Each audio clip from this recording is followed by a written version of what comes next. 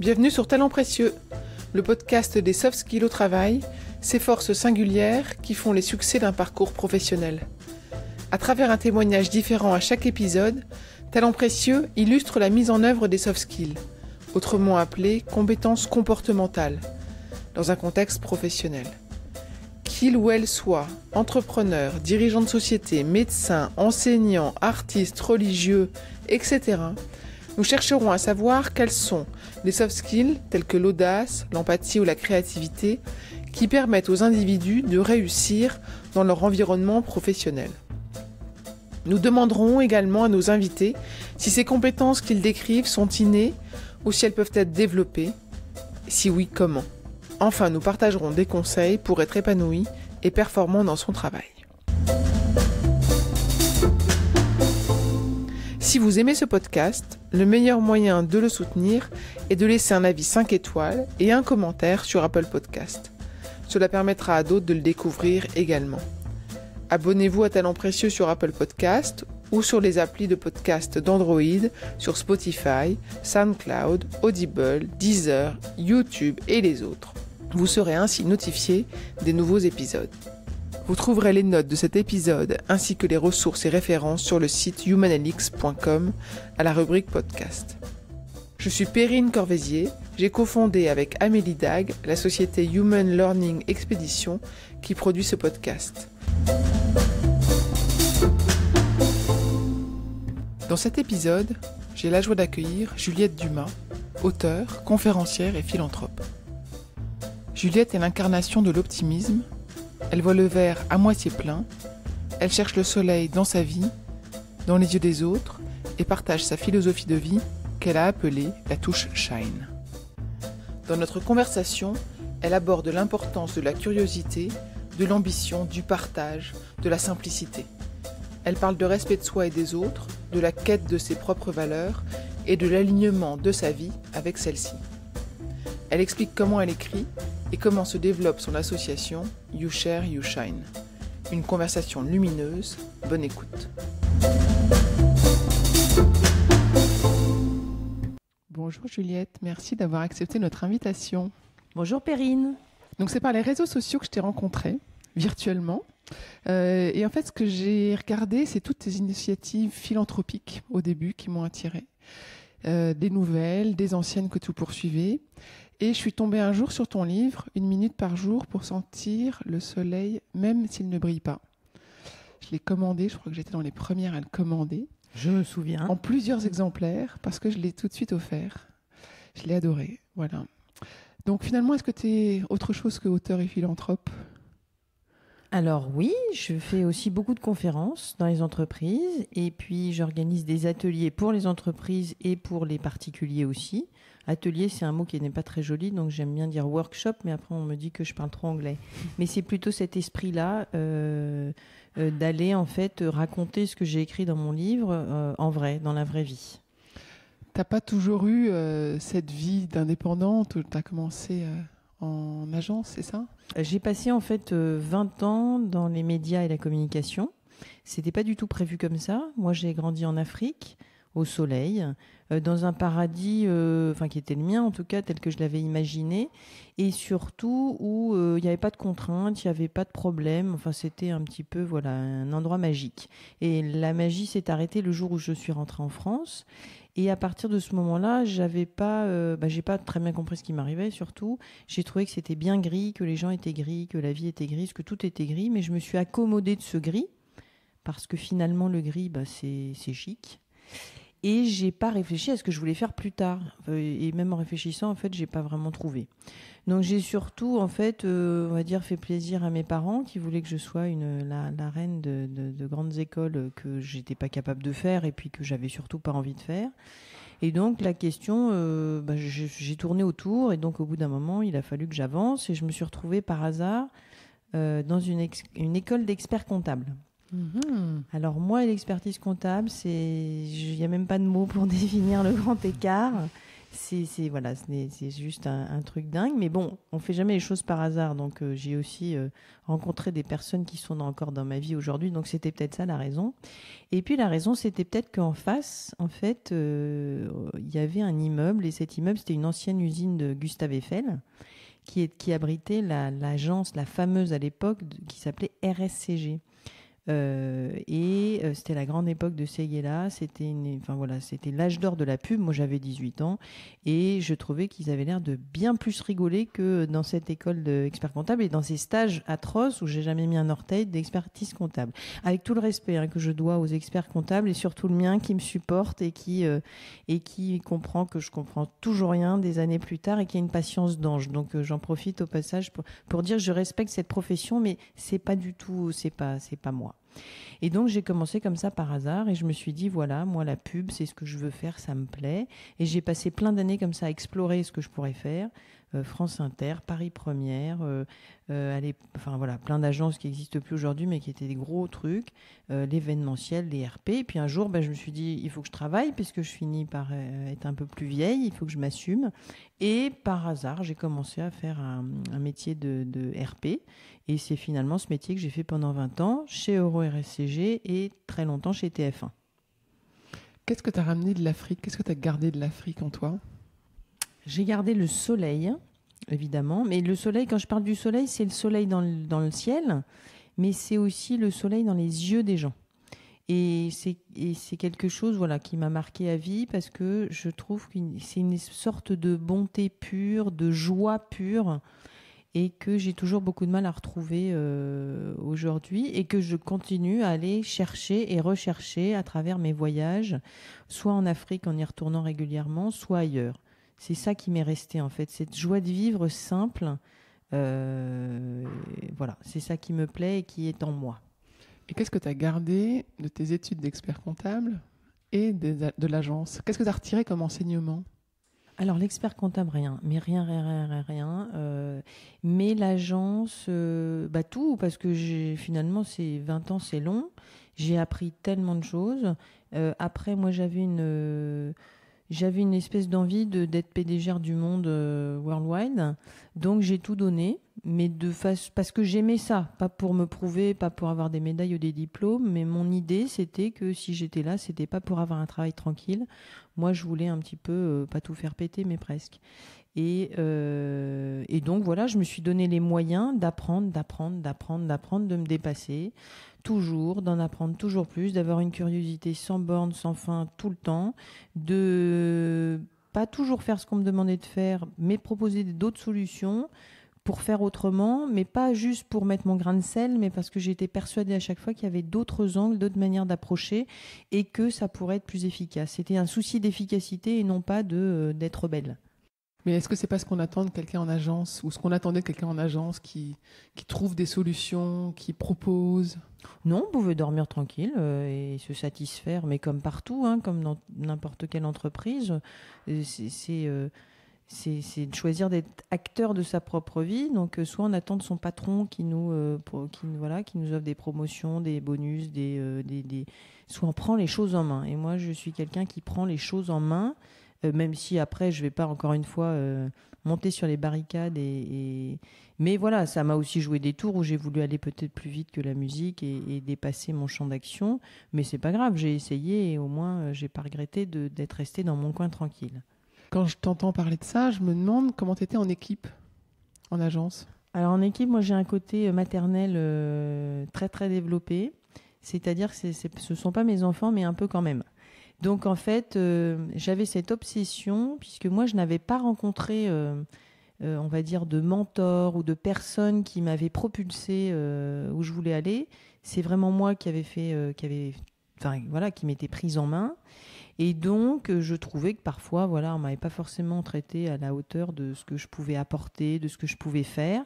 Et donc, en équipe, ça donne quoi? C'est tout l'inverse, en fait. C'est prendre beaucoup trop, maintenant avec le recul, je l'ai compris, beaucoup trop les équipes sous mon aile pour les pousser, pour leur donner leur chance. Voilà. En fait, quelque part, bizarrement, ce que j'avais pas eu moi, je leur ai donné à eux.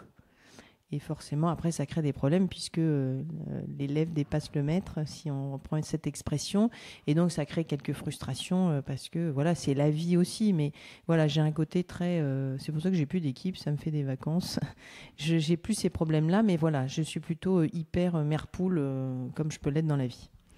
Et cette envie d'apprendre et d'être curieuse, ça, c'est quelque chose que tu as toujours eu en toi ou c'est quelque chose qu'on t'a appris? Est-ce que, je sais pas, tes parents t'ont appris ça? J'ai une maman curieuse de tout, depuis toujours.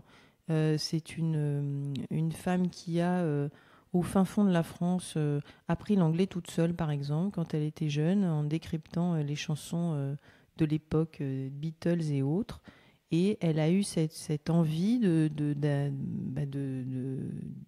curieuse, d'apprendre des choses et de se prendre en main. Je crois que c'est d'elle que je tiens ça aujourd'hui. Et t'essayais de demander à tes équipes de devenir curieux ou c'était pas un sujet à l'époque? Ah, ça a toujours été. Ça a toujours été. Vous ne pouvez pas faire le minimum, jamais. Pour vous, c'est bien pour vous, c'est bien aussi pour les clients, en l'occurrence. Mais arrêtez d'être... enfin, dépassez-vous.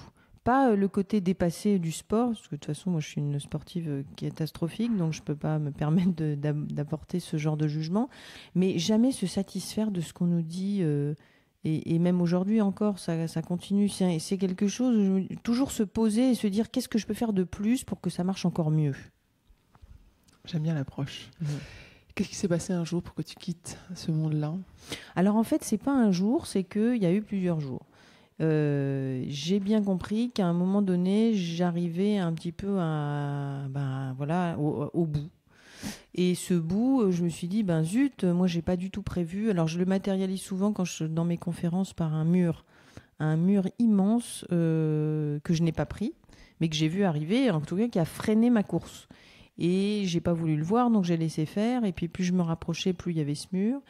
Et ce mur était très très haut, il était très très large, donc impossible de le contourner ni de passer par-dessus. Et de toute façon, je ne suis pas non plus alpiniste, donc ça n'aurait pas été possible.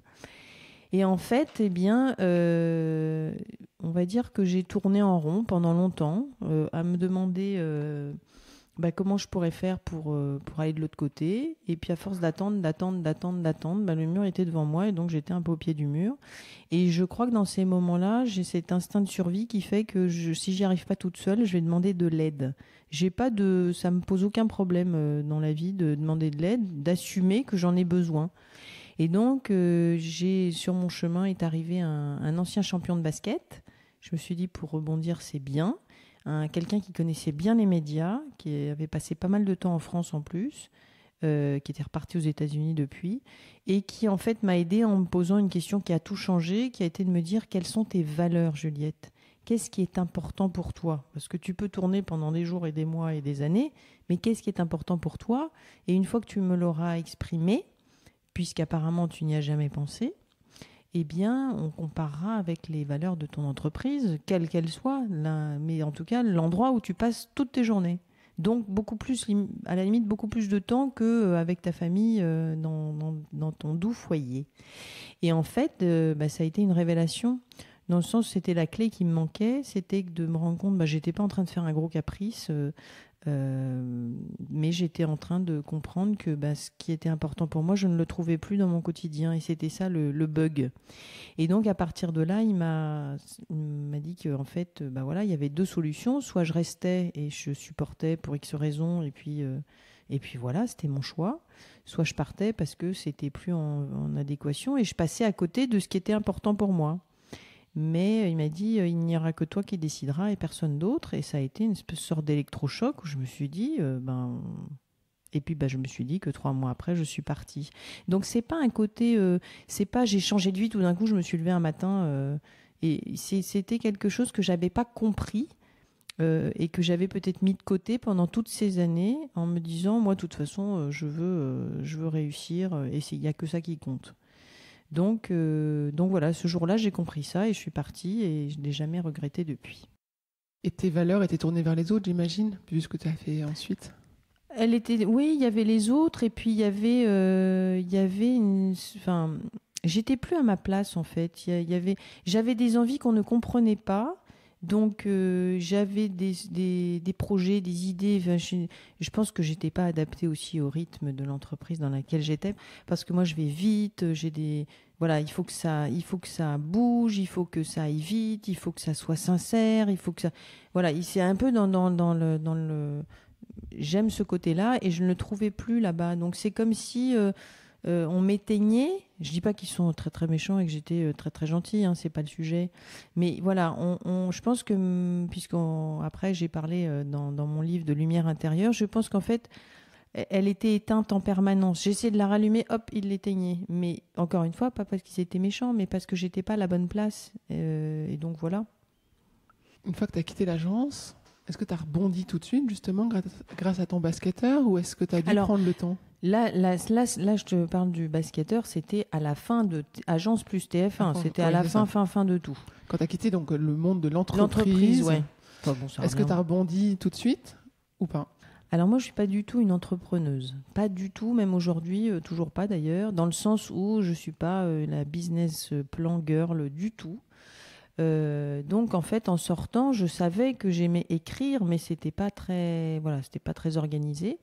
Mais je venais de publier mon premier livre chez Marabout, et donc je me suis dit, c'est une belle carte de visite pour aller démarcher des entreprises que je connais dans mon réseau pour leur proposer ma plume. Et on va bien voir ce que ça va donner. Et il y avait un mouvement de brand content, et je me suis dit, tiens, je vais aller voir ce que je peux leur apporter. Et en fait, ça a été passionnant pendant 1 an. Et puis après, j'ai compris que toute seule, avec mes petits bras et mon petit stylo, je n'y arriverais pas, parce qu'en face, j'avais des grosses agences qui commençaient à s'installer sur ce territoire, parce que j'étais trop, on va dire, petite pour affronter un milieu qui lui-même n'était pas structuré.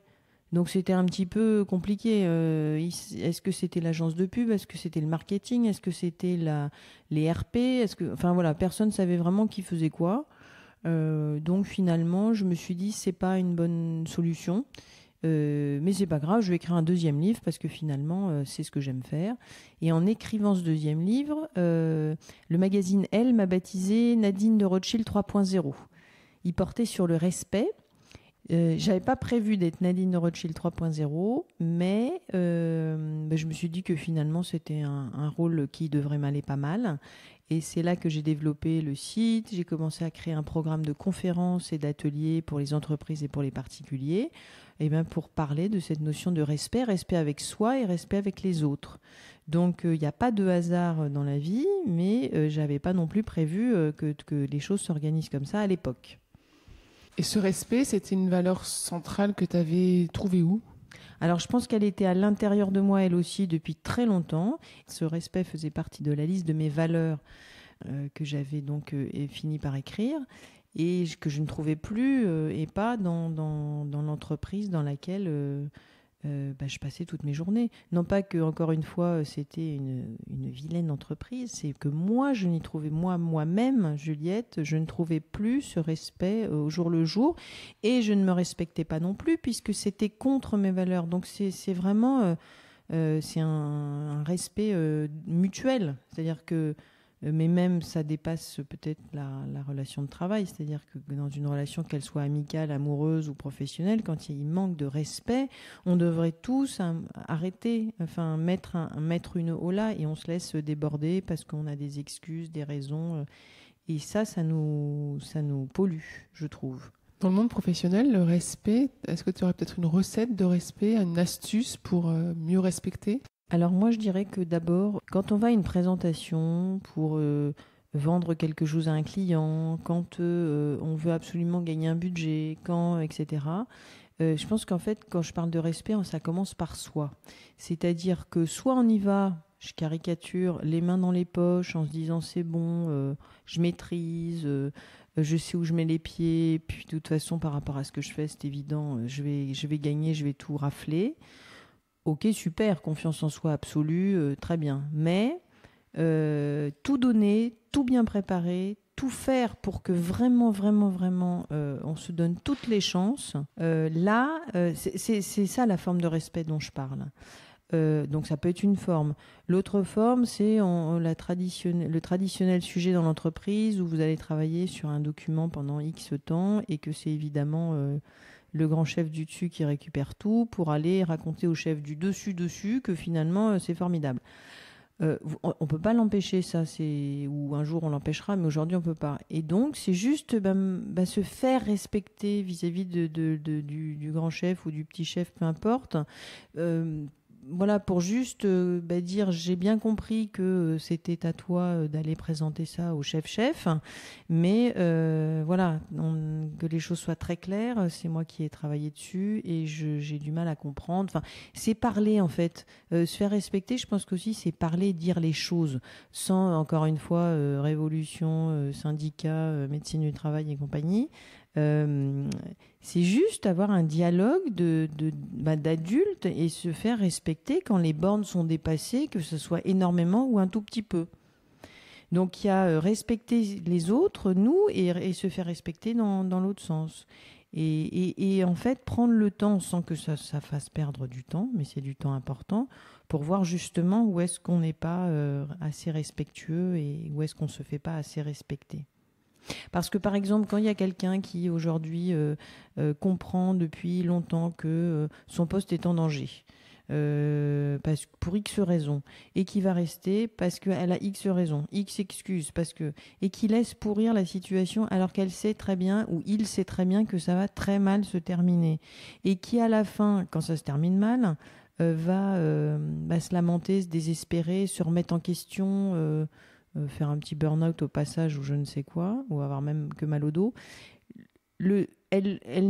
Pour moi, c'est là que le respect entre en jeu. C'est-à-dire que elle a vu qu'on commençait à lui, elle ou il, mais là je dis elle à chaque fois parce que ça fait partie d'un des chapitres de mon livre et donc je pense à quelqu'un en particulier à qui c'est arrivé. On le sait, ça va mal finir, donc à un moment donné, soit on bloque le truc, on arrête, on n'attend pas que ça pourrisse. Prenons un fruit pour prendre une autre image. La pomme qui commence à pourrir, ça n'arrêtera jamais, elle pourrira. À moins que quelqu'un invente je ne sais pas quelle recette chimique pour la maintenir en vie. Un spray, voilà. Mais sinon, donc ça passe par là, c'est-à-dire que on ne se respecte pas en attendant que la situation dégénère complètement. Et on respecte et on marque pas, voilà, vis-à-vis de l'autre, on ne marque pas un stop brutal pour. Mais je ne critique pas, je ne juge pas. Moi aussi, j'ai tourné en rond pendant des mois et en attendant que, je sais pas quoi d'ailleurs, mais en attendant que. Et donc on s'auto-sabote quelque part, voilà. Et c'est quelque chose. Le manque de respect entraîne un auto-sabotage. Et quand on prend conscience de ça. Ça ne veut pas dire qu'on va se taper et se punir et se mettre dans un coin, mais ça nous permet d'être plus libres et de comprendre que c'est juste prendre un tout petit peu de hauteur et voir la situation et après de se donner les moyens de faire autrement. Est-ce que tu pourrais nous raconter un peu comment est-ce que tu écris ?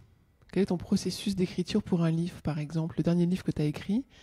Est-ce que c'est un carnet, tu notes au fur et à mesure, ou est-ce que tu fais des grosses plages d'écriture dans lesquelles tu te concentres et tu te dis je vais écrire ce chapitre-là aujourd'hui ? En fait, non, j'écris comme ça vient. Il n'y a pas vraiment de méthode, il y en a jamais eu d'ailleurs. Alors j'ai toujours cette obsession de pas faire comme d'habitude. Voilà, il faut toujours que je sorte du cadre. Et donc ce livre, j'ai voulu qu'il soit pas un livre classique, pas un nombre de pages classique, pas et j'ai voulu qu'il soit et ce qui est génial, c'est qu'il est perçu comme ça, un compagnon de poche. Je l'ai en fait imaginé avant de l'écrire. Je voudrais que ça soit un compagnon de poche qu'on met sur sa table de nuit, dans son sac, qu'on lit, qu'on relit, qu'on lit plus, qu'on relit. Pas un livre qu'on lit d'un coup et puis après on le range dans sa bibliothèque. C'est vraiment c'est pas très joli compagnon de poche, mais c'est vraiment ça. C'est pour les coups de blues, pour les coups de joie, pour les coups de tout, voilà. Donc je l'ai imaginé comme ça au début et après je l'ai écrit. Mais je suis pas du genre à par exemple me dire voilà je pars 15 jours à tel endroit, je mets mon ordinateur et j'écris. En fait j'écris n'importe où et c'est ça qui me plaît énormément dans ma vie, c'est de pouvoir faire ça n'importe où. sur n'importe où et sur n'importe quoi. Mon téléphone, un carnet, un ordinateur, en tongs, en robe, devant la Tour Eiffel, dans un parc. Voilà, ça c'est quelque chose qui est extraordinaire. Pouvoir écrire où je veux. Ce livre, il donne plein d'astuces, honnêtement pratiques et faciles à mettre en place. Dans le temps, j'imagine, on ne change pas du tout au tout.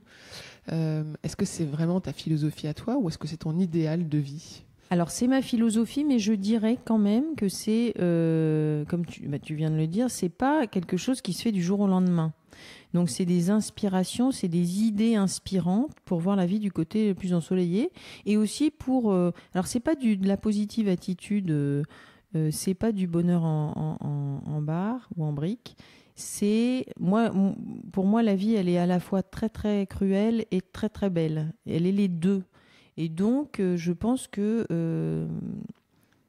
il faut pouvoir s'adapter aux deux. Et moi, j'aime bien l'idée d'avoir fait cet art de vivre ou philosophie de vie. Ce qui me plaît dedans, c'est que ça permet de mieux vivre sa vie, résister aux tempêtes, surmonter les obstacles. Et avant de l'écrire, j'ai vécu des obstacles et des tempêtes, on va dire, carabinées. Et ce qui m'a permis de tester en vrai si ce que je racontais, c'était vrai ou si c'était du concept. Et donc, je l'ai vécu, donc je peux le partager maintenant et je peux me permettre de le faire. Mais je vais pas te dire, oui, bien sûr, tout ce qui est écrit, je le fais tous les jours. Il y a des jours, je vais y arriver. Il y a des jours, je vais moins y arriver. Mais c'est ma ligne droite, c'est mon fil conducteur, voilà. Après, et puis il y a des jours, je vais très bien réussir quelque chose et d'autres pas. Enfin, voilà, la vie, elle est en dents de scie. Et puis, je vois, quand j'échange avec mes lecteurs et lectrices, voilà, c'est la même chose. C'est-à-dire qu'ils vont flancher, puis ils vont remonter, puis ils vont tout d'un coup trouver que le petit signe sur la route qu'ils avaient jamais vu avant, il est merveilleux, et puis ils vont tomber quand, voilà. Donc, voilà, pour répondre à ta question, oui et non. Enfin, ça dépend des jours. C'est comme un entraînement sportif en fait. Et donc, il y a des jours tu vas être au top, et puis il y a des jours tu vas être moins au top. C'est comme ça. Moi, je trouve que Wonder Woman et Superman c'est merveilleux, mais on peut pas être comme eux. Tu continues à chercher le soleil. Est-ce que tu essayes de nouvelles techniques? Est-ce que tu essaies de nouvelles approches régulièrement? Alors moi, je teste tout. C'est-à-dire tout ce qui peut exister, je fais pour voir ce que c'est. Et c'est comme ça que d'ailleurs, je vais écrire mon prochain livre sur un sujet qui sera plus concret. On va dire que c'est comme si c'était la suite de ce que j'ai fait jusqu'à aujourd'hui. Il y a un côté inspirant, je vous donne des idées, je vous partage une philosophie de vie qui a marché au creux de la tempête comme au creux du bonheur. Mais maintenant, je vais donner une boîte à outils très concrète, sans réinventer rien du tout, puisque on va dire, je remets à la mode des choses qui existent depuis très longtemps, mais avec toujours cette idée que ça soit shine et peps et glamour, et aussi ancré dans la vie réelle. Mais ça, c'est à suivre. Je ne peux rien dire aujourd'hui. Est-ce que tu as un délai en tête? Avant le printemps. Ah oui, c'est rapide, c'est bien. Super. Je voudrais que tu nous racontes peut-être maintenant toute la partie associative que tu as montée et développée et continue de développer qui m'impressionne beaucoup. Alors, dans cet état d'esprit shine que je raconte dans le livre et que après j'évangélise dans les entreprises et auprès des particuliers aussi, pour moi, un état d'esprit shine, il est double. C'est-à-dire que d'abord, on s'occupe de faire briller sa lumière intérieure à soi, on s'occupe de soi, vite fait en créant des pensées ensoleillées qui vont permettre de développer une énergie solaire à l'intérieur de soi. Cette énergie solaire, on va s'en servir dans les moments difficiles puisqu'on en aura stocké un maximum. Et puis dans les moments où ça ira très bien, on en produira encore plus. Et donc la lumière brille. Et si la lumière brille en dehors du fait qu'un être lumineux est quand même plus intéressant qu'un être tout éteint, il y a aussi cette idée fondamentale qui est qu'on a quand même tous plutôt peur de tout, pour plein de raisons différentes, et que comme la peur n'aime pas la lumière, plus on va la développer, moins on aura peur, et moins on aura peur, plus on pourra faire de choses, etc. Donc ça, c'est la partie moi et moi-même. Et puis après, je pense qu'à côté de nous, il y a des gens qui ne pourront jamais briller. Voilà, qui ont moins de chance que nous. Et si on peut, avec toute l'énergie qu'on a fabriquée, leur en donner un peu, si on peut partager sa lumière, eh bien, je pense que ça contribue à à entretenir cet état d'esprit shine. Donc pour moi, l'un ne va pas sans l'autre. Je dis, soyez égoïste, pensez à vous, pensez à votre lumière, mais n'oubliez pas les autres. Alors, n'oubliez pas les autres, ça peut être plein de choses. Ça peut être un sourire, être responsable du sourire de quelqu'un. Ça peut être offrir un café, ça peut être tenir une porte, ça peut mettre une main sur une épaule. Ça peut être ce qu'on veut. Il n'y a pas de hiérarchie dans bravo. Il n'y a pas de stade et il n'y a pas de notation particulière. Moi, j'ai été plus loin parce que je suis faite comme ça. Je donner aux autres est dans ma nature profonde. Et donc, j'ai créé une association qui s'appelle You Share, You Shine. Elle est en anglais. Le nom est en anglais parce que, encore une fois, tu partages, tu brilles, ça va pas. C'est pas très glamour. Puis, on se rappelle que tu es 3.0. Voilà, c'est ça. Et puis, j'ai aussi pour ambition de la développer à l'international, donc comme ça ira plus vite. Mais donc, You Share, You Shine, c'est quoi? C'est en fait partager la chance qu'on a avec les plus démunis. Et puis aussi pour le bienfait de la planète. Donc c'est une démarche éco, sociale et responsable. Donc aujourd'hui, You Share, You Shine, donc c'est une association loi 1901. J'ai imaginé 3 actions. La première porte sur des couvertures. Elle s'appelle Cover Stories. Chaque action a un nom. Cover Stories, c'est j'ai froid, donc moi j'ai tout le temps froid. Avec l'Afrique, je m'en suis jamais remise, même des années plus tard. Donc j'ai froid, j'ai très froid. Mais si j'ai encore plus froid, j'ai toujours dans mon placard une couverture en plus. Et puis j'ai le moyen de me réchauffer. Dehors, il y a des gens qui dorment dans le froid. Et ça, pour moi, c'est insupportable. J'ai toujours peur que les gens aient très froid, d'ailleurs, c'est global. Même mon fils se fatigue de cette attitude. Et donc ce soir-là, je me suis dit, mais moi j'ai de la chance de pouvoir me réchauffer. Il y en a qui n'ont pas cette chance. Et je peux pourtant agir pour eux d'une façon extrêmement simple. C'est-à-dire que je suis quasiment persuadée qu'on a tous une couverture qui traîne au fond d'un placard, qui dort au chaud. Et bien, si on la donnait chacun à quelqu'un, eh bien, on contribuerait avec un geste très simple à réchauffer quelqu'un qui a froid. Et donc, c'est parti comme ça. Et je les ai pas toutes comptées, mais on doit être à 3500 couvertures distribuées. Et on les donne, en fait, à des associations. On se positionne au milieu, en fait. Avec You Share, You Shine, on est un peu au milieu, c'est-à-dire qu'on collecte auprès d'un réseau et on redonne à des associations type Armée du Salut, Croix-Rouge, Ordre de Malte, enfin qui veut d'ailleurs, il n'y a pas du tout de partenaire officiel. Donc ça, c'est la première action. La deuxième action, c'est de s'adresser aux voyageurs en classe affaires en avion, que ça soit des voyageurs particuliers ou les business travelers, et donc en entreprise. Et donc je leur dis, ben voilà, vous avez une trousse, si vous voyagez en classe affaires, vous avez une trousse. Dans la trousse, il y a dentifrice, bouchon d'oreille, crème, rasoir, brosse, peigne, enfin, etc. Et moi, je récupère tout ça, parce que ce qu'il y a dans la trousse que vous ne prenez pas, d'une part, elle va à la poubelle, et son contenu est un trésor pour ceux qui n'ont rien. Donc, ramenez-moi vos trousses. Et là, gros succès, notamment en entreprise, avec des entreprises qui se sont mobilisées pour faire passer le message en interne et alerter leurs collaborateurs qui voyagent en classe affaires. Et donc, j'en ai récupéré une quantité astronomique. Et je vais encore, demain matin, emporter un sacré paquet à l'Armée du Salut. Les trousses étant retriées, ce n'est pas la trousse du voyageur en classe affaires, c'est pas la trousse, c'est la trousse vide, et après, voilà, tout est retrié, et s'il y a un doute sur une utilisation même unique d'un peigne, il va à la poubelle, lui, mais bon, un jour j'inventerai une machine pour recycler le plastique. Et la troisième action, alors là, elle s'adresse aux hôtels et aux spas, qui ont des serviettes de toilette sublimes, qui ont une durée de vie très courte, mais tout simplement parce que la qualité n'est plus au rendez-vous pour une clientèle qui attend justement un standard très élevé. Et elles aussi, les pauvres vont à la poubelle, donc moi je les récupère, la planète est contente, et les gens qui ont la chance de prendre une douche, eh bien pourront s'essuyer tranquillement. Comment est-ce que tu fais connaître tes actions au public, aux entreprises ? Comment je fais connaître les actions ? Je communique sur les réseaux sociaux en permanence. Et dès que je le peux, je communique je montre où va tout ce qu'on a collecté. Et ça, du coup, ça fait à la fois plaisir à ceux qui ont donné, et puis ça donne envie à ceux qui n'ont pas encore donné de le faire. C'est du concret. Moi, je veux montrer du concret.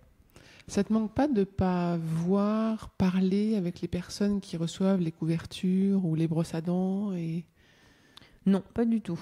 Pas du tout. Je sais en tout cas que ce qui était important pour moi, c'était de savoir que c'était... Moi, ce que je veux, c'est que ça soit pas stocké. Donc déjà, je veux que ça aille vite. On me donne, je redonne. Mais après, j'ai aussi des contacts privilégiés avec certaines associations et je sais que ça sera donné aussi tout de suite. Il n'y a pas de stockage non plus. Donc après, à qui ça va ça serait trop compliqué. Il faudrait que j'en fasse une. Il faudrait que ça soit ma vie au quotidien. Je ne te cache pas que j'adorerais que ça le soit. Mais voilà, après, je ne suis pas encore milliardaire pour pouvoir me consacrer qu'à ça. Mais si je l'étais, je ne ferais que ça. Parce que pour moi, on a tellement de chance, et on s'en rend pas compte, je pense, mais je me mets dedans. Hein. Pendant des années, j'ai pas vu ça. La chance que j'ai, et donc je trouve que la partager, il n'y a rien de plus beau. Et est-ce que les associations te donnent des idées d'actions futures, d'actions à venir ? Non, pas du tout. Eux, ils prennent. Je pense qu'ils ont tellement de choses à faire, tellement de sujets en cours et tellement de misère à gérer que non. Mais c'est pas ce que j'attends d'eux. C'est-à-dire que là, par exemple, te donner un exemple super concret, j'ai donc beaucoup de trousses à remettre à l'armée du salut. Les échanges qu'on a, c'est à quelle heure je peux passer. Et puis je passe et je dépose et je m'en vais. Parce que voilà, ils n'ont... Et ce que je comprends, c'est une relation très, très simple. Et ils n'attendent... Les associations ou les gens qui sont en attente ne demandent jamais. Là, le message que je fais passer, l'autre jour, je suis allée rencontrer une vingtaine d'associations tout d'un coup à la mairie de Boulogne-Billancourt. Donc ça, c'était bien parce que mon message est passé auprès de tout le monde. Donc là, oui, je leur ai dit, si vous avez des besoins, voilà ce que je peux vous donner, enfin ce que nous pouvons vous donner avec l'association. Donc là, à ce moment-là, ils me demandent. Mais sinon, ils ne demandent pas. Et si vous dites que vous passez tel jour et puis vous ne passez pas, ils ne vous rappellent pas. Enfin, il y a un côté, je prends ce qu'on me donne et voilà. Tu as l'impression d'avoir un impact ou c'est pas important pour toi d'avoir l'impact ? Je sais pas si j'ai un... Tu veux dire par rapport à l'association ? Oui. Est-ce que l'association a un impact ? Ou est-ce que c'est une goutte d'eau ? Est-ce que c'est... De toute façon, ça ne peut être qu'une goutte d'eau aujourd'hui parce que c'est petit et puis un jour, j'espère que ça sera plus gros. Comme la légende du colibri que raconte Pierre Rabhi, chacun fait il fait sa part. Ben, moi, je fais ma part. Je me pose pas la question de savoir si c'est une goutte d'eau ou si ça fait avancer le monde. J'essaye à mon petit niveau d'emmener avec moi dans cette aventure des gens qui auraient la même... les mêmes envies de partager leur chance, mais je fais pas des mesures, je fais pas des outils. Maintenant, si ça peut se développer ailleurs, oui. Pourquoi ? Parce que je trouve que d'abord l'international, c'est ce qui me fait vibrer depuis toujours, et puis parce que les actions que je propose dans l'association, elles n'ont pas de frontières en fait. Ça peut se faire partout dans le monde, surtout les trousses d'avion d'ailleurs. Enfin, les serviettes aussi, puis les couvertures aussi. Donc voilà, toutes les actions. Et j'ai vu que tu avais été à Dubaï pour des conférences. Est-ce que l'organisation justement à l'étranger d'une association, d'un objectif, d'une œuvre caritative se traite de la même façon qu'en France ? Alors, je te dirai ça bientôt parce que là, je suis en train de faire le nécessaire pour pouvoir concourir et avoir le label de quelque chose qui est très gros là-bas. Mais pour l'instant, voilà, j'en suis en mode paperasserie pour remplir le dossier. Mais en tout cas, j'aimerais vraiment, vraiment que ça puisse exister là-bas. Parce que, par exemple, en ce qui concerne les hôtels de luxe et leurs milliards de serviettes, oui, j'aimerais. Je ne sais pas ce qu'ils en font, parce que je n'ai pas encore été assez creusée. Je respecte, on va dire, la hiérarchie des choses. Mais je pense qu'il y a, comme partout, ces serviettes, c'est ce gaspillage monumental. S'il peut servir à d'autres, ça serait formidable. Dans ton association, j'imagine que tu n'es pas toute seule. Tu as des personnes qui t'aident. Comment est-ce que tu les choisis et comment est-ce que vous travaillez ensemble ? Alors, on est 3 personnes formidables qui sont finalement tous dans les médias. Donc, on garde... ils sont tous dans les médias. Donc, Aline Tosia, Christine Fourcade-Goyard, qui est chez Havas, Aline, qui est chez Canal+, et Emmanuel Massancier, qui est chez TF1. C'est des personnes avec qui on partage cet état d'esprit. Et en fait, on n'est pas organisé de façon très structurée. Je dirais que c'est... chacun a un peu son rôle. Aline Tosia connaît vraiment très très bien les associations et c'est elle qui est capable de savoir à qui on va donner. quand, par exemple, on a un immense stock de serviettes. Ou prenons un exemple très concret, quand il y a une maison d'hôtes qui nous appelle en nous disant j'ai un stock de linge dont je ne veux plus parce que je reprends cette maison d'hôtes, qu'est-ce que je peux en faire et je suis dans le sud de la France, eh bien, Aline est celle qui trouvera à qui, et à qui il se trouve que c'était les Restos du Cœur. Mais voilà, elle, c'est Madame Association. Emmanuel Massancier, c'est notre trésorier. Et Christine Fourcade-Goyard chez Havas, c'est quelqu'un qui a un carnet d'adresses, des envies, une curiosité. Enfin, on a tous un réseau et une envie que ça avance, et après on s'entraide en fait. C'est pas, voilà, c'est un bureau, mais il n'y a rien de très formel. L'important, c'est que ça aille vite et que chacun puisse parler de l'association aussi autour de lui pour récolter, collecter, notamment ça marche très bien avec les trousses. Est-ce qu'il y a des initiatives qui n'ont pas pris, qui n'ont pas abouti ? Tu veux dire une autre action de l'association ? Non. Là, alors aujourd'hui, il y a ces 3 actions. Et là, je suis en train de réfléchir à une autre action qui serait de... Alors, je ne sais pas encore comment je vais l'appeler ni comment ça va se passer. Mais par exemple, en allant déposer de nombreuses trousses à la Croix-Rouge, il y a un espace bébé-maman où les mamans plutôt jeunes, avec des tout petits bébés, viennent parce que elles n'ont plus de mari, ou elles ont fui leur mari, ou alors, bon bref, elles n'ont rien pour vivre et elles viennent chercher des conseils, des couches, de la nourriture, etc. Et en discutant, parce que je connais pas moi cet univers-là, en me rendant compte encore une fois de la chance que j'ai et de la chance qu'elles ont, enfin qui n'est pas la même, la directrice des lieux m'explique que toutes ces mamans vont pouvoir partir en vacances pour la première fois à la mer cet été. Et donc, tout de suite, je lui ai dit, mais alors, quand on va à la mer, on a besoin de serviettes, de bain et aussi de crème solaire. Et donc, par mon réseau, par notre réseau, on a trouvé des belles serviettes de plage, toutes neuves, par un partenaire très généreux, et des serviettes et des crèmes solaires. Et donc, je raconte cette anecdote parce que ce que je voudrais faire, c'est répondre à des demandes ponctuelles d'associations. C'est-à-dire, on a des enfants qui partent, il nous faudrait des lunettes de soleil ou un maillot de bain. On a, je sais pas qui, on a besoin de chaussures de marche. Donc, mais pas donner la vieille chaussure de marche, c'est le vieux sac de couchage. Non, c'est de faire un pont entre ces associations et des entreprises pour qu'ils aient un matériel. Parce que ça, c'est quelque chose que je veux faire, c'est-à-dire donner des choses toutes neuves, toutes belles. C'est pour ça aussi que je vise les serviettes de grands hôtels et de spa pour que la serviette soit topissime. Comme nous, on pourrait aussi avoir la chance de l'avoir, tout le monde a le droit. Donc, je voudrais créer une sorte de on-demand, ou je ne sais pas comment l'appeler encore. Une association a un besoin et nous, on se met en 4, en 12 pour trouver les produits ou ce qu'il faut pour aider. J'avais une question sur le pragmatisme, parce que je te sens pleine d'idées et en même temps des idées concrètes que tu mets en œuvre, que tu déploies, qui vont jusqu'au bout. Comment est-ce que tu arrives à avoir ce bon sens? Où est-ce que tu tires ce pragmatisme? Alors, je ne sais pas. Est-ce que c'est le bon sens paysan qui remonterait aux grands-parents agriculteurs, fermiers? Je ne sais pas, c'est peut-être ça. Je ne sais pas. C'est peut-être ça. Mais en tout cas, le bon sens fait aussi partie de mon livre.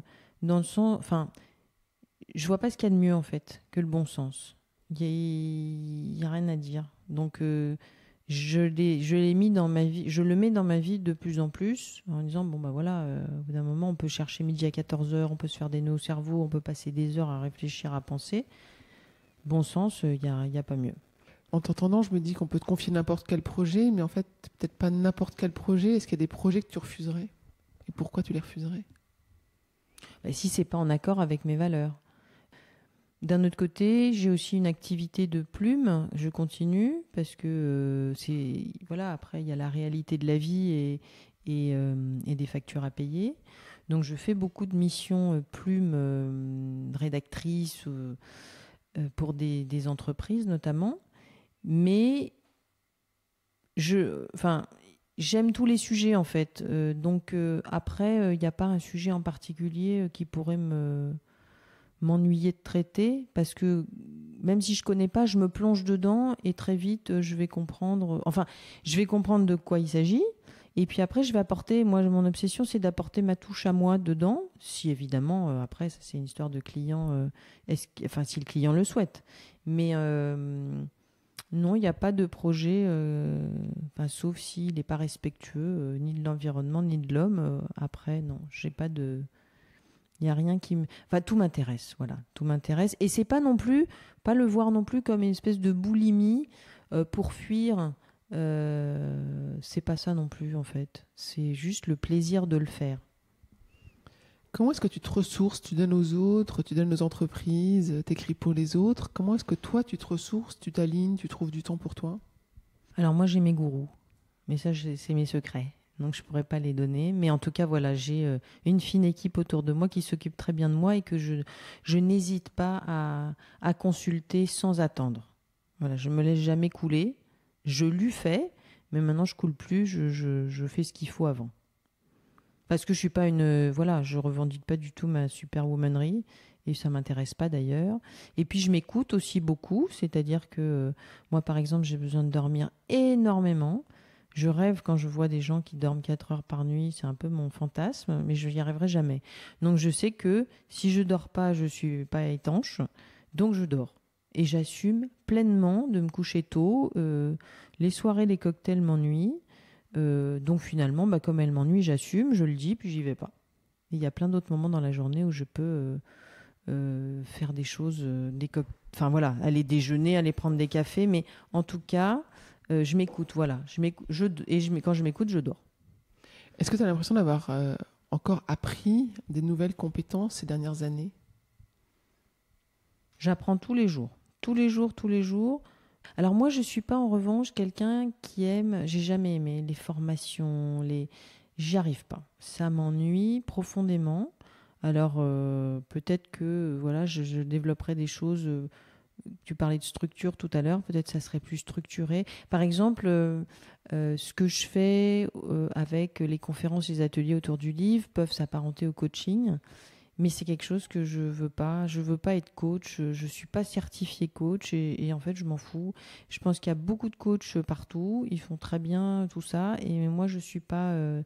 C'est pas que je veux pas rentrer dans cette case, mais j'ai pas l'envie, l'énergie de faire les formations qu'il faut pour avoir mon tampon. Ça m'intéresse pas en fait. Alors après, à tort, par à tort, là, ce qui compte, c'est si j'assume ou pas en fait. Mais voilà, c'est pas quelque chose qui m'attire et ça ne m'a jamais attiré. Même à l'époque où dans la grande entreprise, j'avais le droit à des kilomètres de formation et ben je crois que je me demandais même l'autre jour où était passé je sais plus comment ça s'appelait, le CIF, le DIF, je sais pas où il est. Je me suis demandé si un jour il mourait sans moi ou si il résistait, je sais pas. Mais voilà, ça c'est pas quelque chose qui me plaît. En fait, moi ce qui me plaît, c'est la vraie vie, les vrais gens. Voilà. Mais j'assume. Tu as fait une rencontre un peu exceptionnelle cette semaine. Je l'ai vu sur LinkedIn. Tu as rencontré un pan à Paris. Tu peux en parler? Le pan à Paris. Alors le pan à Paris est juste à côté. L'état d'esprit Shine te permet justement de voir des choses que tu ne voyais pas avant. Donc avant, il n'y avait aucune raison que j'aille au parc de Bagatelle qui se situe, j'ai pas calculé, mais peut-être à 1 kilomètre de Paris, où on voit très bien la Tour Eiffel, donc ça va pas être très loin. J'y suis allée il y a très très longtemps comme tout le monde et il n'y avait aucune raison que j'y aille. Et j'ai organisé pour une grande agence, un grand groupe de publicité, une marche. Je fais beaucoup des événements qui s'appellent Je marche donc je shine. J'emmène tout le monde dehors pour qu'ils voient un petit peu, qu'ils se ressourcent et puis qu'ils revoient des choses, des petits détails qu'ils n'ont pas l'habitude de voir. Donc là, le détail, il était quand même très très gros puisque c'est un pan. Enfin, il n'y en a pas qu'un, il y en a je ne sais pas combien, 10 peut-être. Et il a eu la gentillesse de nous faire une roue magnifique. Et donc après, c'est... Encore une fois, état d'esprit Shine, c'est quoi? C'est se dire la chance que j'ai d'habiter dans une ville où on peut voir des choses pareilles si près, la chance d'être dans un jardin magnifiquissime avec ce genre d'animal, la curiosité de se dire mais c'est le pan, mais c'est la femelle, c'est le mâle et pourquoi il fait la roue et ça sert à quoi? Enfin, voilà, à chaque fois, c'est contempler et puis et puis mettre sa curiosité en éveil en permanence. Et puis là encore, cerise sur le gâteau, cette marche permet de faire des rencontres, ces événements Je marche donc je shine, permet de faire des rencontres formidables avec des gens qui ont le visage qui change en fait entre le moment où je les récupère dans le hall de leur entreprise et le moment où on franchit les grilles du parc. Qu'est-ce que tu donnerais comme conseil à un jeune qui rentre sur le marché du travail ? Le premier conseil que je lui donnerais, c'est qu'est-ce qui est important pour toi ? Et pas forcément qu'est-ce que tu as prévu, à quelle échéance, etc. Mais qu'est-ce qui est important pour toi ? Alors après, quand on est jeune, et moi je l'ai fait, on donne tout parce que... ils donnent un peu moins que nous à l'époque, peut-être, sans faire ma vieille, mais qu'est-ce que tu veux en fait ? C'est ça, qu'est-ce que tu veux ? Donc, est-ce que tu veux, par exemple, donner 5, 6, 7, 8 ans non-stop pour te faire une place, pour te faire un carnet d'adresses, mais peu importe. Mais qu'est-ce que tu veux ? Tu veux quoi ? Et pas forcément, encore une fois, un plan de carrière fixe avec des échéances immuables, mais tu veux quoi ? Tu veux faire quoi de ta vie, en fait ? Parce que j'en vois aussi beaucoup qui font pour faire plaisir, pour se rassurer, et qui font pas ce qu'ils veulent vraiment, et donc ça pète. Ça pète toujours. Donc, je dis pas que ça pètera pas, mais en tout cas, que être en harmonie, savoir en fait dans sa tête, être en accord avec soi-même. Et je pense pas que c'est une histoire d'âge et de se dire, c'est une question qu'on peut se poser que quand on a 40, 50. Non. C'est quelque chose qu'on peut justement se poser dès le départ. Et plus on va se la poser tôt, cette question, et plus on va être armé pour après. Et ça veut pas dire qu'on travaille pas. Mais en tout cas, si j'ai un deuxième conseil, c'est de lui dire de travailler. S'il veut travailler, bien sûr. Mais en tout cas, travailler. Le travail paye. Il n'y a pas d'autre solution. En tout cas, c'est ce que je répète aux miens. C'est que, par exemple, lui, il est très doué, mais très feignant. Et ne gâche pas ta chance. Ne gâche pas ce que tu es capable. Ne sois pas moyen. Voilà. Je dis pas d'être le meilleur, de gagner toutes les médailles, mais ne sois pas moyen. Ne gâche pas ce que tu es capable de faire en donnant le minimum. Ne donne pas le minimum. Voilà, si je te résume ça. Ne pas donner le minimum. Ou alors, ne pas venir se plaindre après. Est-ce que nous, les auditeurs, on peut t'aider à quelque chose dans tes actions ? De l'association ? De l'association, avec ton livre. Lisez mon livre. Achetez mon livre, lisez mon livre. Organisez dans vos entreprises des conférences, des ateliers. Je en profite pour préciser que c'est toujours du sur-mesure, que c'est jamais la même conférence. Et par exemple, les marches dont je viens de parler, Je marche donc je shine, celle de un tel n'est pas la même que celle de l'autre un tel. C'est toujours très différent et en fonction des messages, des objectifs, de ce que vous voulez faire passer. Et puis pour les actions de l'association, faites passer le message, organisez des collectes, mettez des mots à la cafette, au comité d'entreprise, parce que c'est comme ça qu'il y aura du volume et c'est comme ça que aussi les collaborateurs de l'entreprise se seront aussi sentis investis d'une mission solidaire. Et je crois, pour l'avoir vécu, que ça fait toujours du bien dans les murs d'une entreprise d'avoir ce sentiment-là, de servir à quelque chose de façon très simple. Et qu'est-ce qu'on peut te souhaiter à toi pour ton avenir ? D'être de plus en plus shine. De shiner à fond. Shiner à mort.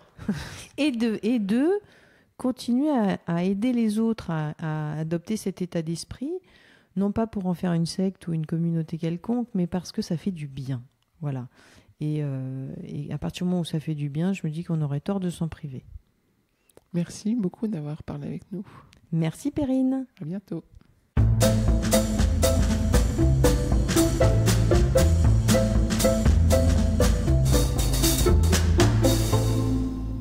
J'espère que vous avez apprécié ce podcast autant que nous avons aimé le préparer et l'enregistrer.